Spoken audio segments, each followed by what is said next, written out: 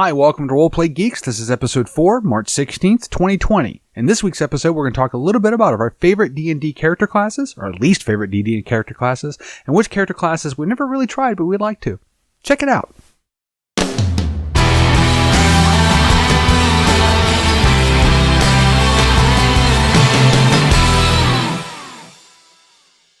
I'm Frank. And I'm Jim. And I'm Steve. And I'm the token hippie, John. Today we're going to talk a little about something that I think that most gamers spend, when they start in particular, thinking about their character, is what do they want to be? What character do they want to embody? It's very typical in the D&D genre, if you will, to talk about a class. So Jimmy sort of posed this question, is what's your favorite class? And I'm going to make him answer first.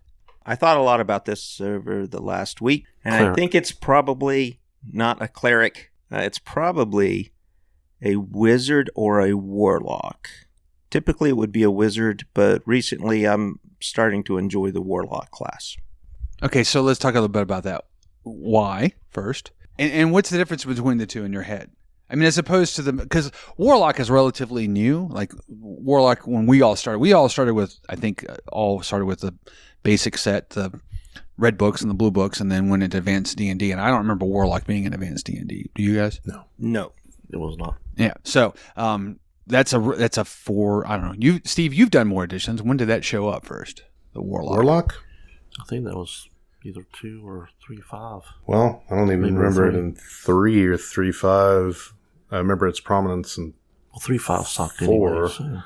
but I don't know if it was a supplemental character or not because I didn't get into the supplements that much. Right, because so there was all, in 2 in particular, there was a ton of like extra classes. I remember Cavalier being one for some reason, and Acrobat was introduced at some point.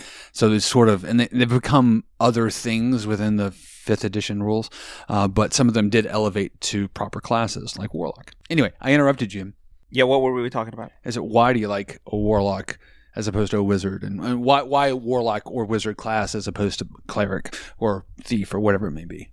I think this is probably going to be the same thing that the same reason why Steve likes the wizard class. And I don't know if that's going to end up being his favorite, but I know he likes it. It's because you have a lot of choices. So as you rank up, there is just an abundance of spells that you can use, and you can use them in a lot of interesting ways. And for sure, Steve does this better than I do it, but I just enjoy that process of thinking through different ways that you can utilize those spells to different effect. Now, with the wizard, I think there's a very similar kind of thing there, but so far it seems to be more limited. And that's probably just due to inexperience on my part, but I'm starting to find some pretty interesting things you can do with that class. One of which is to cast a darkness spell and then use your familiar to go inside of there and start, attacking people and messing with them. That's always fun. So this is all within the context of 5e, obviously. Correct. That's the rules are for that. Yeah. Prior to that, Advanced Dungeons and Dragons and 3.5, it would have been a wizard for sure. Which were mages originally. So I don't know.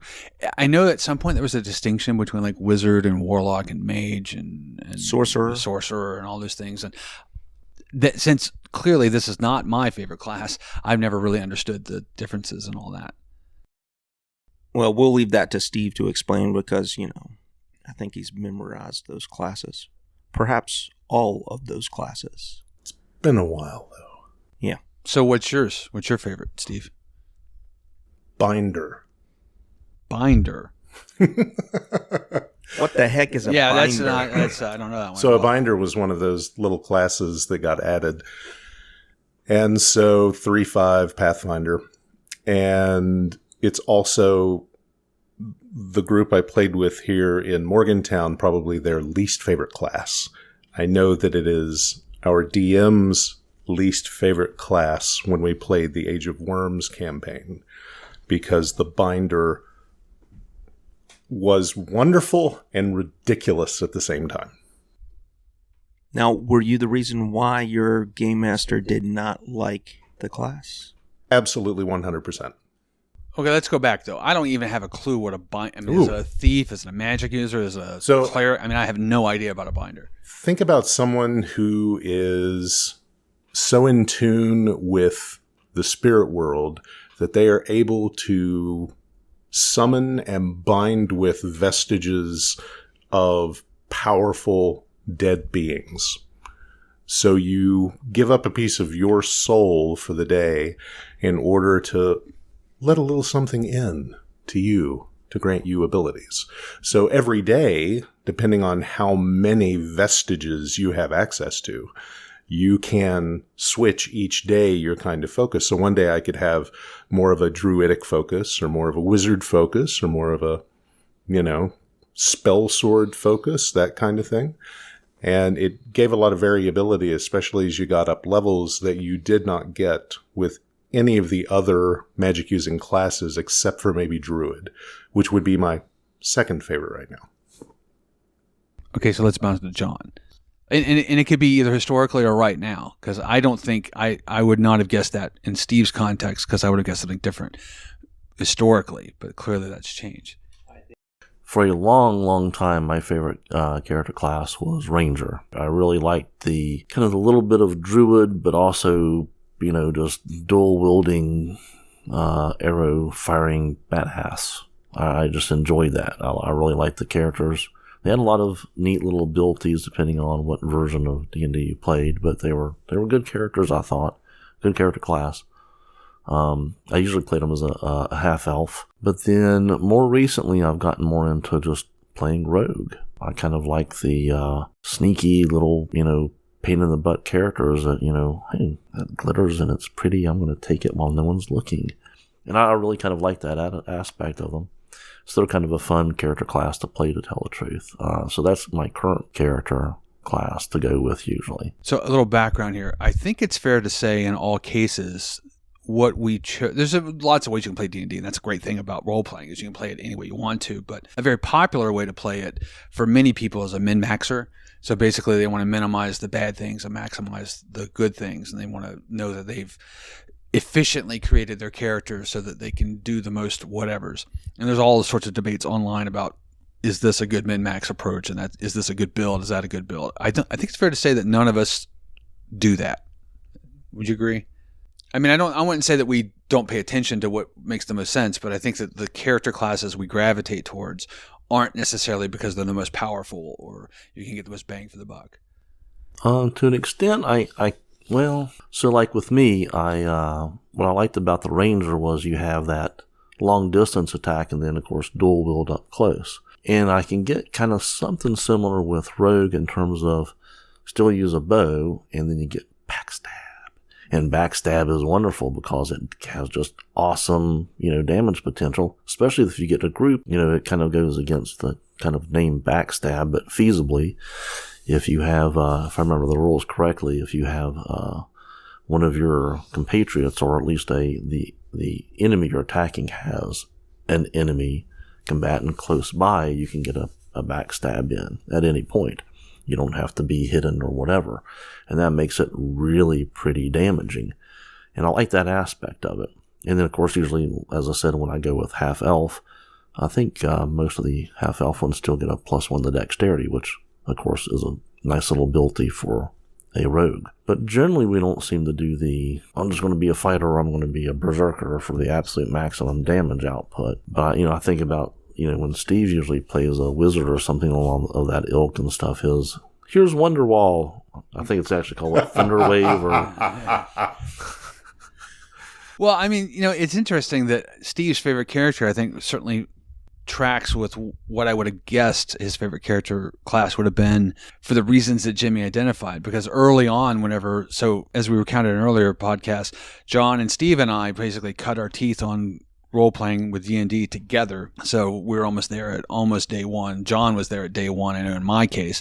And I was there on day two because he played with his cousin Steve once, or at least once before.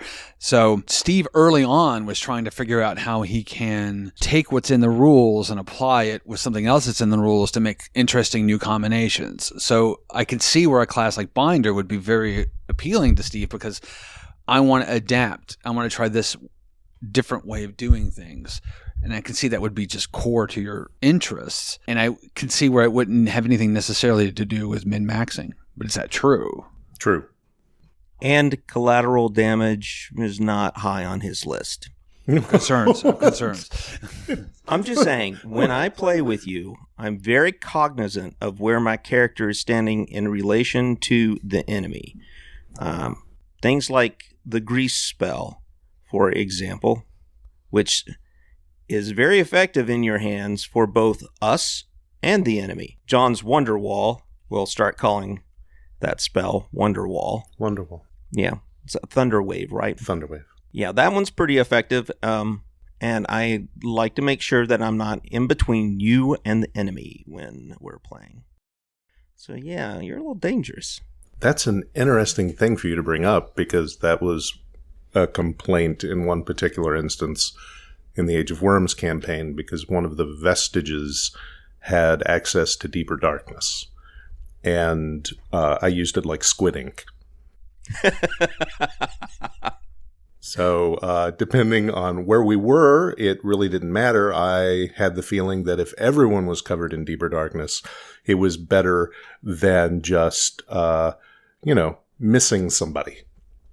So that did not work out on more than one occasion, though, for other people. I know how they feel. So the interesting thing here is that if you play other games with Steve, you realize that is a play style that he gravitates toward in most games. So he likes the horses and the knights in chess because they move in unpredictable ways and interesting ways, just at the basic level. He gets irritated very quickly with games that have very simple mechanics because he can't do weird things like that. And, if he plays Magic, he's famous for very bizarre combinations of linking things together that people go, I don't know how you did that, but that's what you did, and it's an interesting effect. So in a sense, you do like min-maxing, but it's defined in a way that's very unique to Steve. Can I do something interesting? Can I chain together interesting things? It's not min-maxing up and down. It's min-maxing left and right. In and out. Yeah. Three-dimensional min-maxing. Yeah, it's very tangential min-maxing. Yeah. It's a very... I remember when we first started playing, and Steve was like, well, if I know this spell and this spell, can I make a wall of fire? And this is a very early D&D. It wasn't a spell then. Yeah. There wasn't a spell for firewall or anything. And it was like, no, I don't have any way of doing it. It's not in the rules. We don't understand. We don't. And it was very difficult to try and temper Steve's temper. Mm-hmm.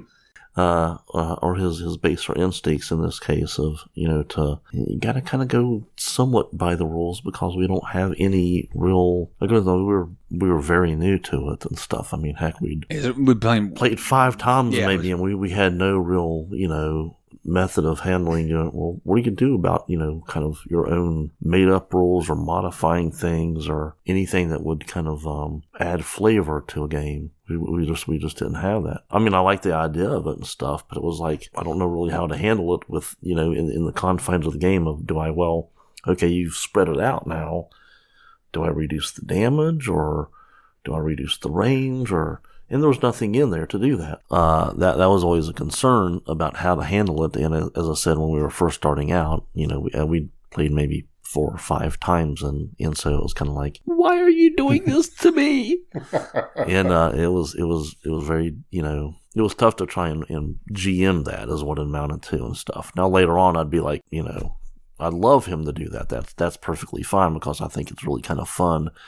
And it's really easy to kind of come up with those things now to go, well, I'm going to have your range or damage is going to be 1d6 less, etc. Any number of things you can do with it and stuff that can make it make sense, but still be fun and unique and a good experience and stuff. So let's bounce back to Jimmy for a second. So you like the mage and the warlocks and this. The specific details of mage versus warlock or wizard versus whatever. But it's interesting to me that you gravitate towards that because of the flexibility that you have built in, right? That's what you said. True. I think it's easier for me to see the flexibility. There's probably flexibility in all the classes, but it's easier for me to see that. Why not a druid or a cleric or these other classes where they're magic?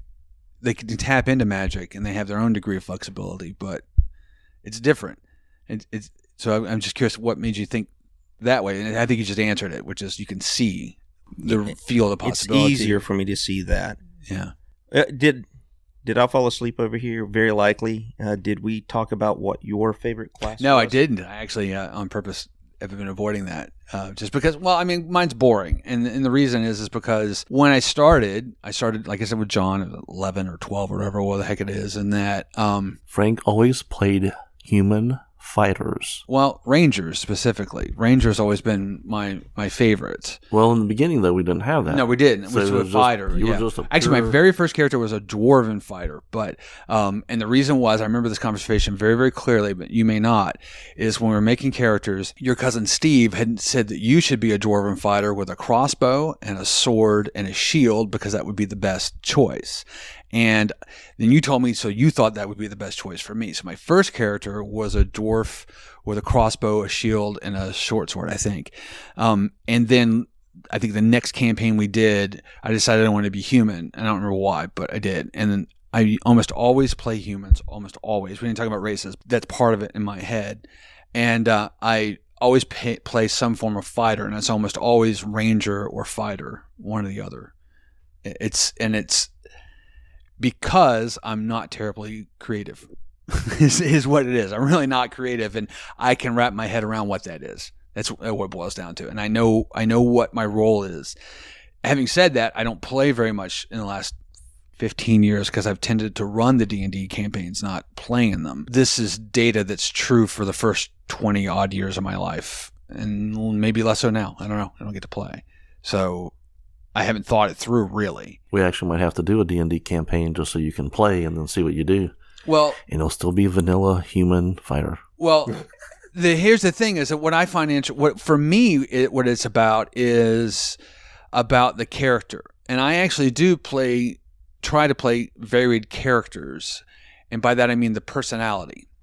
So one time I did get to play D&D that Jimmy ran it, and it must have been. It's been years ago now. It's 7, 8, 9, 10, something. It's been a while now since he did it. And I played a guy that was, in my head, he was just crazy. And he just rushed into the middle of a foray and would try to use anything he had as a weapon. So he didn't give a darn what he had. He wasn't terribly interested in it. He'd grab a stool leg and use it and beat people. That's the character that I was playing.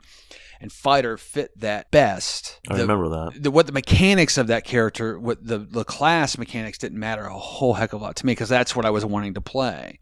In other contexts, when I play science fiction, when we didn't talk anything about science fiction because classes are a little less stringent in that regard. When we play science fiction, I tend to play very different character personalities, and the class itself is something I pick based upon the personality I want to play. So it's not as interesting an answer. It's why I didn't really answer it. I always refer to that character, that fighter character that would just go wade into battle mindlessly as icy red. I was like, what if you had a guy that just literally jumped into the middle of the bad guys with a shield and just started beating things, and what would that look like? The Leroy Jenkins approach. And I thought it would be kind of fun to play because I'd never done that before. Typically had been much more reserved, and it was a kind of fun for me to do that. But fighter fit that best, and I play humans just because that is actually a min-maxing thing. They tend to get a little. There's less restrictions, for lack of a better word. Now, it's much less of a problem in 5e because we used to do a lot of multi-classing early on because the only way you could get some of this complicated stuff is to play a fighter thief or a magic user fighter, things like that. The new rules allow for more flexibility in that regard, and so you don't need to multi-class as much, but they used to annoyingly make it so that if you were an elf, you couldn't multi-class in this versus that or whatever. And I always found that obnoxious. And so I just got in the habit of just being a human and I didn't have to think about it. That's habit, not really desire. And so in a sense, that's min-maxing. I see that. That's valid. I see what you're going by there. It was definitely, I remember I think it was early stuff was, elves couldn't be clerics. Well, things like that. There was a number of classes they couldn't do. And So there's a lot of restrictions between different things. Actually, no, it makes sense because of the way elves are. They wouldn't believe in some sort of god, really. It makes sense, but at the same time, what you end up with, and this is getting adrift of the topic today, but you end up with a class and a race interaction effect that means that if you want to, your class is effectively your role within the party, right? So if you want to serve this role, you have to have an impact on race.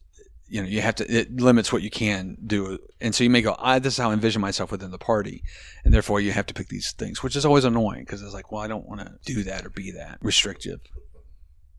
So let's go to the flip side. What's your least favorite class to play? I think everyone's answer is going to be almost the same. Cleric.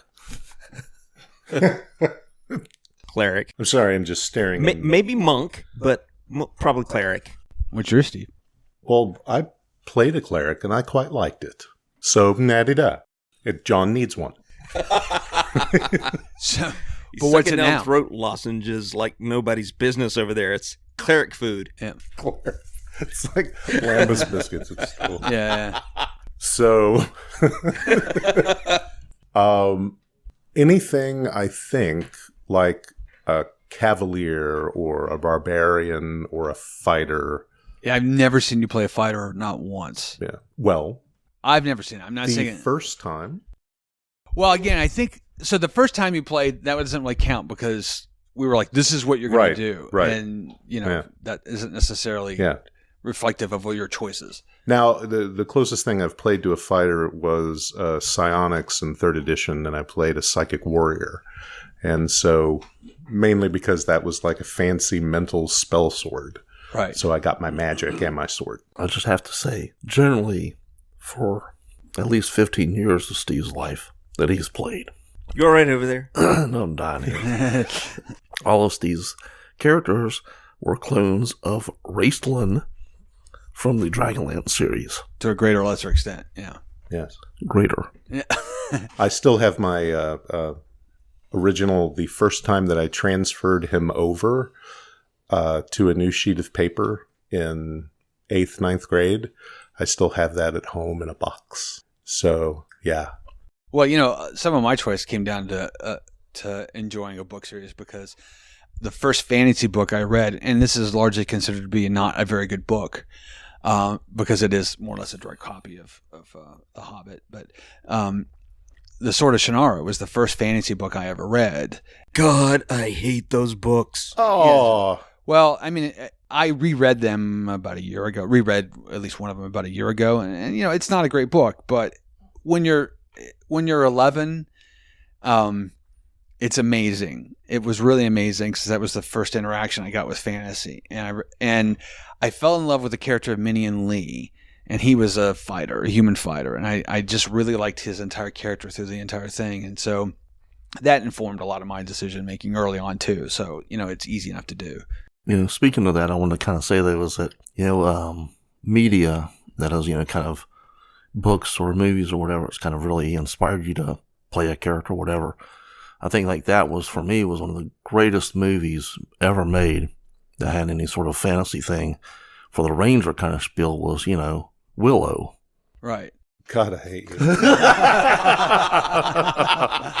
That was a nice little bit of direct needling. Mad Mardigan, though, was a lot of fun. He absolutely was, to tell the truth. He wasn't a Ranger by any way, shape, or form, but that was just mainly to needle Steve. Yeah, it was. Y'all suck so much. By a show of hands, who here liked Willow? I loved it. It okay, was so awesome. this is an audible Just medium. shaking his head. So 3 people raised their hands and 1 did not.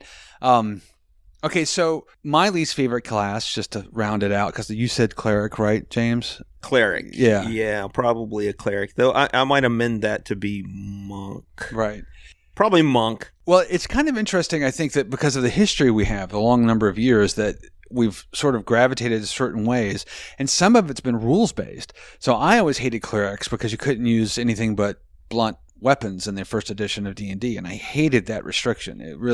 It didn't conceptualize how I thought of myself playing the game. And so that's one of the reasons that I kind of hated it. And I never really learned to embrace it. I also think it's fair to say that everyone at this table, for the most part, is not the most religious person in the world. So clerics steeped in religion it's all the tropes of that class are not something that I think any of us would naturally gravitate towards usually. So I can see where it would be not the favorite class for most of us. That being said, my least favorite class, oddly enough, is Paladin. So and it's really odd because the reasons I don't tend to play clerics have to do with I'm not particularly religious and I don't like using blunt weapons. Well, that's not so much of an issue now in 5e because you can do these things without being religious and you can do these things with pointy weapons now. But paladins don't necessarily have that restriction, but it's the alignment thing that bugs me. And it's just really weird because you don't have to use alignments and we rarely do. Well, there's that, my attitude towards the whole alignments and a thing, and maybe this should be a whole other podcast kind of thing. But anyway, my attitude is that characters should, kind of either not declare one, but, everything they do is based on their actions of their character. The only problem is that's kind of then hard to keep track of for a GM. And then you have, some magic items do not work unless, you are lawful good, chaotic evil, whatever, some particular alignment. So that's one of those things that you almost still, like at least in D&D, you have to kind of declare and follow. Yeah, and that's problematic. That's one of the problems I have with Paladin, right? Is that if you don't follow it, you lose all your abilities. And it's just like, you know what? If I'm having a bad day and I want to take it out playing a game, that's fine. It's a fantasy game. It doesn't matter. It's not like yelling at work or whatever. And so I don't want that restriction. So that's one of the reasons that I think it's my least favorite because if I ever was going to play Paladin, I would go, I'm just going to be a fighter instead. Whereas I can see myself jumping into a role of cleric because that's unique. There's no other class that fits that function really well. And I can see where that is attractive. So it's not my least favorite, but I just don't play them. Well, don't paladins and clerics both allow you to be chaotic evil? They do now, but when they first started, that wasn't true. You can have a fallen paladin. You can do other things now, but and I don't play chaotic evil characters or chaotic. I don't play non-good characters as a whole. It's just I don't know how to do it. So that's always been its own challenge in its own right. But that's again another podcast. Do you all remember when the anti-paladin, chaotic evil paladin, really started to take hold in Dungeons & Dragons? No, because I don't think we were playing whenever it did. I was playing Traveler at the time.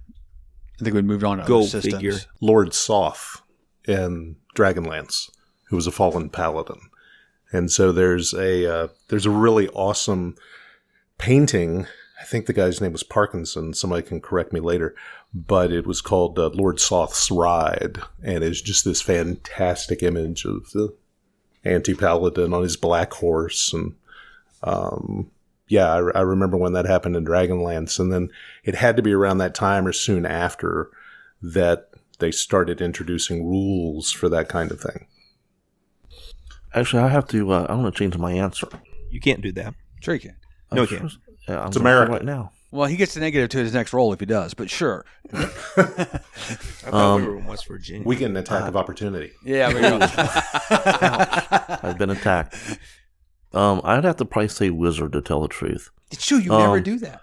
I never play wizard. Is it the dresses? Yeah, really. I can't. I mean, I know they're freeing and you feel just alive and free and just the movement ability. But you get all that with a kilt. Right, exactly. No, but you don't get stockings, do you? I guess I don't you think do. so. So you get high socks. You get hose. I'm looking at Steven because he actually has a kilt. In early D&D, clerics could not use any sort of they could only use blunt weapons. They could wear armor. I don't think there's that restriction now, which is fine. So I mean that gives clerics a bit more of a kind of like a warrior priest is what I kind of envision, because I'd still want to be swinging a hammer or a sword or something like that and bashing somebody's skull in for whatever character I'd play. And they actually get fairly decent hit points, going by at least what I remember of the rules. They were still maybe not as high as a a regular fighter or a berserker or something like that, barbarian, whatever. But still, they had pretty good hit points. But a wizard just has nothing. One dagger or a staff, and they both suck. A dagger, yeah. And the thing is, if you fall wrong, you die. And at least with the way the old rules, the way that handled it with spells, you had one spell a day. Oh, great! I've got magic missile or shield. I can cast one time today, and you shot your wad, as it were. Then you stay with the horses because exactly. Yeah, those beginning levels were brutal in the old days. In particular, if a wizard fell, you were attending a funeral, and it was also awful because you had to roll your hit points for first level, and it was a 1d4, which means you had a 25% chance that literally, if anything hit you, you were dead. A dart could kill you. Yeah, and that was a very hard. Actually, I think dart was 1 to 2 damage, so technically there was a 50% chance you would die from a dart. Yeah, and it just was. Don't go into pubs. You go into a pub, you die just walking. Past the dart can board. I get? Oh, sorry, mate. You're dead. Yeah, pull up a new character. Well, it's not going to be a wizard. I'll tell you that right now, you son of a. So yeah, I think wizards just absolutely the worst. Now they seem to be better, but I don't really know how the spells work with them. It just seems like magic to me, and I don't want to deal with that. So it is. Sorry, I had to go there. So let's go to the third question with the limited time we have left. What class don't you play or haven't played, but you'd kind of like to? You really would like to try it. You just haven't. Entirely because of Steve. I want to try the druid. That last game we did where you game mastered, it was a hoot because of Steve's druid. So what was it, octopus or squid? It was an octopus. Octopus wild shape, yes. One of the nice features of a druid, of course, is they can change form into different animals and beasts, and Steve would use that to great effect throughout the entire campaign. Now, see, I haven't really thought about druids being a really cool character, because when I last read the rules, the coolest thing you had was entangle. Yeah, like wall of thorns or something. Yeah, like vines, will grapple your enemies and hold them fast. Wow, that's just stupendous. I can't wait to use that spell. So yeah, but I mean, when Steve started playing, I was like, man, these things are pretty badass. So Steve is my muse. So for Steve, for Jimmy, it's druid. So Steve, do you have one? Because Nope. you tend to try everything. Yeah, So. I don't have anything that. Have you done a bard? I mean, have you played a bard? That distinction, I suppose, is important in this group. Maybe. On both counts? No, I have not played a bard. Bard isn't my least favorite class, but I cannot get out of my brain gnome bards from the early days. There was just something about them, something that, if you want to be a bard, you're going to be a twisted, weird gnome. So I didn't, or an illusionist, gnome bard. So I didn't really play either one of those. Yeah, something weird and twisted. It just sounds like playing Jimmy. Oh, that's not so bad. Not cool. You True, do. You play instruments. And he plays instruments. So I'm going to piggyback on this.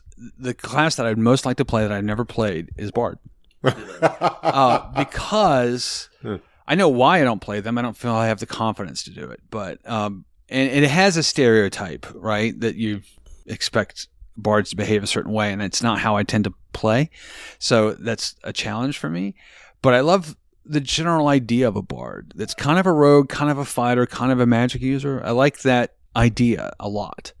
You know what I think of when I think of a bard? What? I think of combat with a bard would look like John Belushi in Animal House on the stairs of the place, grabbing that dude's guitar, just crushing it. I can see that. That's a bard attack. A bard being attacked. Oh, it's a bard being attacked. Yeah, sure. I actually have to agree with Frank on this. That's one I would kind of be interested in playing. I always thought, Man, I bet a bard would be really pretty powerful in certain situations. Well, you played a Scald in, what was that, Dark Ages of Camelot. So that was an online role-playing game. So that was... It was a fantastic character. Well, it's kind of interesting that there is where min-maxing comes a little more important or relevant, because the reason you picked Scald was... You had the ability to cast... one of the spells you could do was speed travel, and so your travel is about 20 or 25% faster than everyone else, and it also did for your characters in a group. So if you had to travel, which there wasn't like any fast traveling in that game. You had to go from, realm to realm or in places and stuff. You could get there faster than everyone else. And they were fantastic for that. And then there was a number of really good spells they had to either bind, kind of like Entangle, or directly damage, enemies. And I had a blast playing. It was fantastic playing the Scald in Dark Age of Camelot, my favorite character.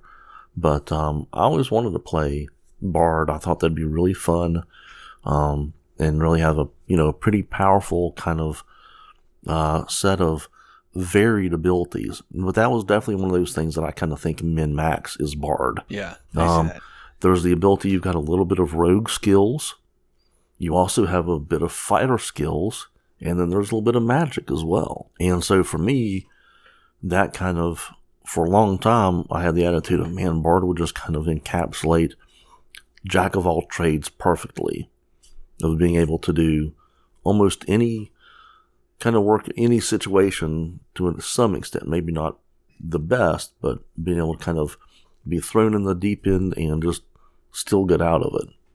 So this is why it's challenging for the four of us to play together in some ways in terms of a party, because it tends to be the four of us, which means you end up with a party of 3 people because one person's running the game.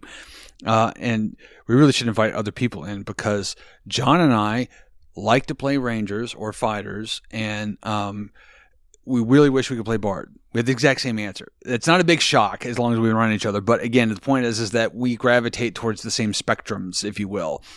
Jimmy wants to play a magic user, and Steve wants to play something like a magic user. The exact manifestation is not radically different. None of us are particularly fond of clerics. So it's like, in terms of role within a party, we have poles that we gravitate towards, and it makes it a little more challenging. Well, the nice thing is that Steve was playing the Druid one of these last couple times, and at least they have some healing spells, so it's kind of like you get a not totally useless cleric.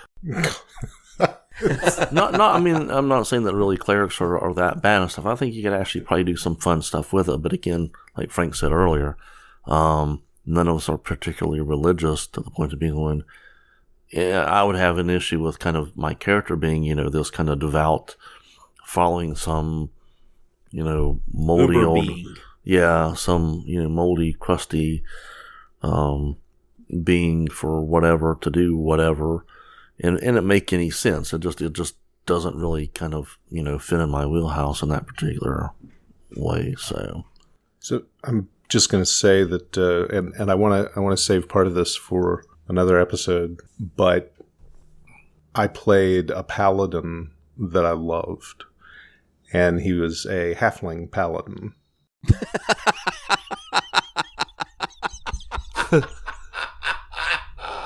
And his deity was essentially the D&D version of Aphrodite. So I think you can play paladins and clerics to different effect, even if the gaming group that I played with disagreed. I think that you can. It's just, again, the popular tropes sort of lead you in certain directions, and that's always going to be the yardsticks by which you judge your actions and say, well, this makes... I don't think you'd use a yardstick with another gnome, but anyway. Sorry. You just have to understand, he's 6'4" in real life, and he's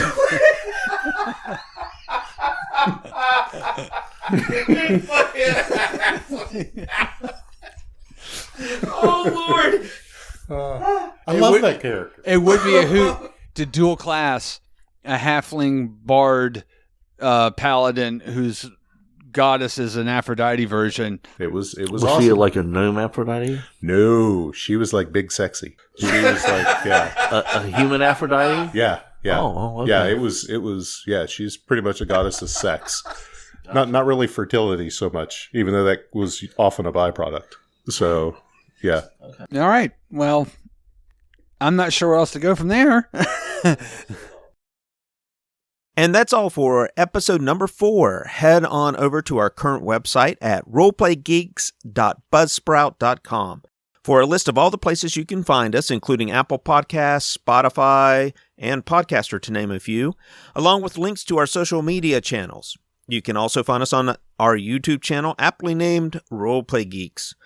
Please take the time to leave a comment or review on any of our social media outlets and let us know how we're doing and what kind of topics you would like us to tackle in the future. Thanks for tuning in, and we'll see you next week.